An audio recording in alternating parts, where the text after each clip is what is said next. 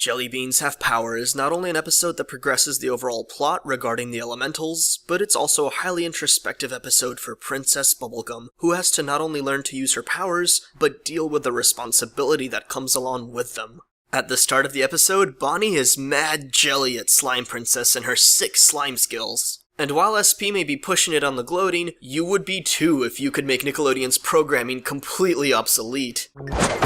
East Coast Slime! West Coast Slime! Booty Slime! Booty Slime! Booty Slime! So while Princess Bubblegum's jealousy is understandable considering her competitive nature and the fact that she can fart out only a single jelly bean at best, SP's reveling remains well warranted. Peebles should have some pride in her amazing punting skills though. Great seeing you and your secretions. I'll call you.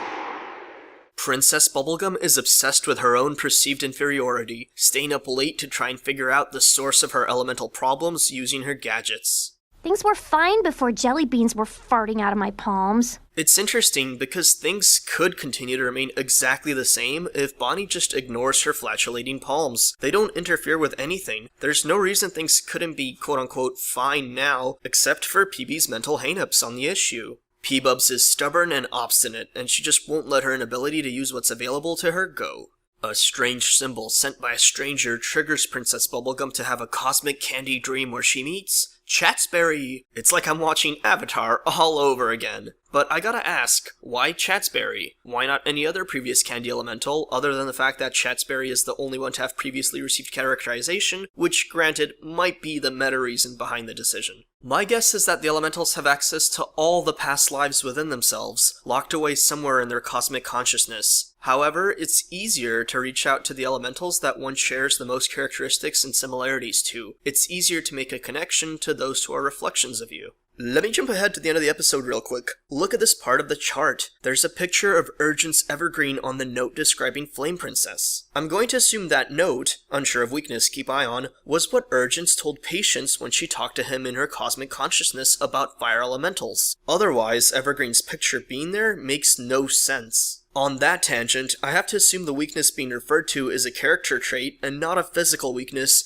as we all should know how to fight Flame Princess by now. Throw a cup of water at her. But back to the topic of cosmic consciousness and summoning past incarnations. Patience and Urgence are opposites in some ways. I mean, just look at their names. They're antonyms. But while their methods may differ, it seems like their motives, their desire for survival, their self-righteousness, and their lust for control is shared. So I hypothesize Chatsberry and Princess Bubblegum also have analogous components to their personalities, and this is why he appeared in the dream instead of any other candy elemental. Chatsberry decided to help Princess Bubblegum by giving her a helping hand, a literal mental helping hand of a magical variety. It was really cool imagery. He tells Bonnie to connect to her new self. He is telling her to acknowledge the growth and change she is capable of, to not remain hung up on past notions of what you imagine yourself to be. My interpretation is that Chatsberry opened the door for Bubblegum by reminding her to be in the present and realize she's a constantly changing and dynamic individual. And now P-Bubs can toot rapid-fire jelly beans rather than a single pitiful one. Yet she still remains insecure about her powers. With the help of therapist Pepbutt, she realizes her insecurity stems from her scientist identity. A lack of knowledge on such a crucial aspect of oneself feels like gross misconduct to P-Bubs. Bonnibel is worried that her kingdom, her legacy, is no longer an accurate reflection of her. What good is inaccurate iconography, after all? Her instance of introspection is interrupted by an interloper.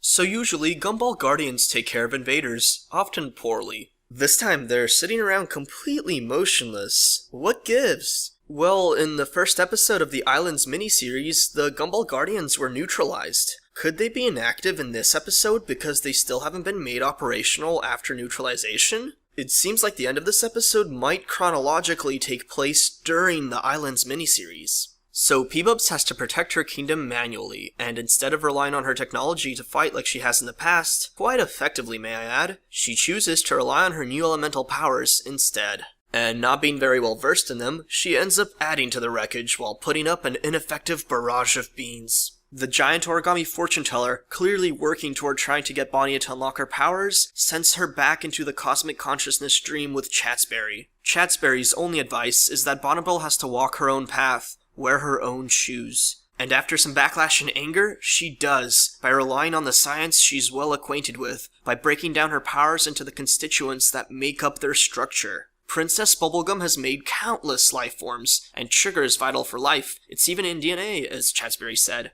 By reframing her perception, Princess Bubblegum unlocks the arsenal available to the candy elemental and defeats her foe. A new aspect that's foreign to you can be internalized by changing the manner in which you try to understand it. A person's identity is made up of many different components, but those components are all interlinked. A new application of the tried and true can make the strange and new become familiar. To reference this song yet again, everything stays, but it still changes. While it seems like Princess Bubblegum has enough on her plate with her new powers, she now also has to deal with how others view her differently. Her citizens have both newfound awe and newfound fear of her. She retreats to her quarters because she's unable to deal with the guilt over the way she handled the situation, resulting in mass casualties with her guts spilling out. Bonnie is scared of being seen as a monster, and this will no doubt lead to new insecurities down the line. The person orchestrating the events behind this episode is of course Patient St. Pym. That much was obvious from the moment PB entered her dream due to the influence of this strange symbol. What is Patient scheming? That's the big question at the end of the episode. We know both she and Urgence feared perishing from the Catalyst Comet. Could she be trying to scheme something to stop the cycle from repeating? She's got 1,000 fresh years before the next one, so I'm not certain that's her intent, but it's a good guess. Whatever Patience is planning, seems like she needs all the elementals to have their powers unlocked to full capacity, and it seems like she needs their cooperation, though based off some of the comments on the chart, it seems like she plans to attain this via manipulation. She's a miscreant, no doubt. She's an ends justify the means type of person. But could her end goal actually be a positive one, rather than a negative one? Get speculating, because that's all we can do for now. Jelly Beans Have Power is a great episode to end on before we transition into the Islands miniseries. It's another recent episode to heavily focus on the theme of identity. It develops Princess Bubblegum's powers and mindset, and reminds us that Patience has big plans for the land of Oo, plans that have already been set in motion. I'm extremely eager to find out what those plans are.